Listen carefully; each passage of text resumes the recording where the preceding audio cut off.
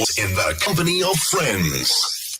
So good morning, Nico. Welcome. It's good to have you back on BWF this morning. Good morning to you, and good morning to the listeners as well. It feels like we missed you. It's been too long, hey? Well, when you use technology as much as CCFM does, something can always go wrong. True story. Or another. Okay, good news. Good news. Sorry, there's quite a bad echo here. Okay, is that a bit better? Okay, that's better. Otherwise, I might be giving feedback. Well, the phony Black Friday specials have stopped, except for Clicks, who doesn't quite understand that we don't want a whole year's worth of Black Friday specials. But what I want to talk about today is the Reserve Bank and the change in the interest rate, because that is going to affect every single listener. Regardless of who you are, you're going to be affected by this. And I thought I should at least explain what some of the implications are. Now, one of the mandates of the Reserve Bank is to manage inflation in South Africa. And it's a very important role because inflation is terrible for the economy. It's bad for you, it's bad for me, and it destroys value. For instance, in my matric year, my mom would visit Checkers, and once a month we would shop there, and we would fill a trolley with food. And I remember that trolley came to 80 rand for all the groceries that were in that particular trolley. Today, if you were to do the equivalent, you're probably talking about 2,000 rand. And that's what inflation does. It increases prices, usually faster than our income increases, and it can destroy value. During 1973, I remember going off to Durban with a group of missionaries, and on the first night they had to keep me busy, so they sent me to the garage and asked me to fill the car with petrol. I remember it cost us 8 cents a litre to fill that particular combi. Today, we are paying around 20 rand. Now, that price is not only because of inflation, it's also because of the fuel levy that government puts in place to tax all vehicle owners. But in my lifetime, I expect fuel is going to go up to 30 rand a litre. And it started off at 8 cents. Now, one of the tools the Reserve Bank uses to control inflation is the interest rate. A few days ago, it raised prime rate by what they call 25 basis points. Now, it's a fancy way of saying 0.25%.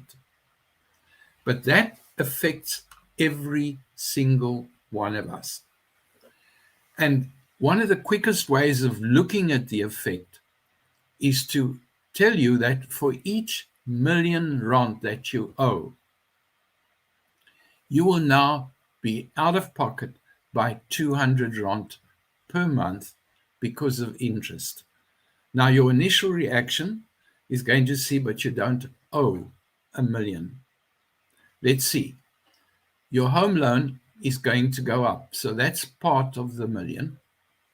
Your motor vehicle repayments are going to go up. You've got to add that. Your overdraft, your outstanding amount on your credit card, your personal loans, your revolving credit, and if you're a business person, the debts that your business have, all of that has got to be put together. And so for many of us, a million rand isn't all that difficult to get to, simply because the motor car and the home loan will be a major part of that. Now, the question everybody wants to know is, Are we going to get further increases? Yes, we will. You see, when the lockdown came, the Reserve Bank dropped interest rates by a total of 3%. And we've had the lowest prime rate for absolute ages. They will go back to that 3% at some point. Now, are they going to announce that in 6 weeks' time? No, they're not going to do that. Because to do that will cause hardship. And it's going to be gradual. It's going to be 1/4 of a 0.5% a time. And it's probably going to take more than a year before we get back there. But this means you have to begin to look at the amount of debt that you have. Because fairly soon, that debt becomes very difficult to manage, especially if the interest rate moves in such a thing that you now got to pay 1,000 rand more interest in a particular month. If you are living off your investments, you now do need to go and speak to your certified financial planner, because your strategy over the next 2 years has got to change. And you've got to make sure that that planner helps you to look at where your money is coming from, where your money is invested, and that it is in fact invested in a way to maximize your income. So change is happening. It's happening earlier than many of us had hoped for. But it's not only bad news. It's also good news for people who are living off your investments. So when you're talking to your friends, use words like 25 basis points. It makes it sound like you really know what you're talking about.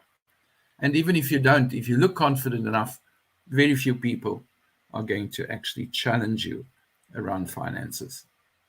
Have a good day. Awesome. Thank you so much for that, Nico. I really appreciate it. Sure.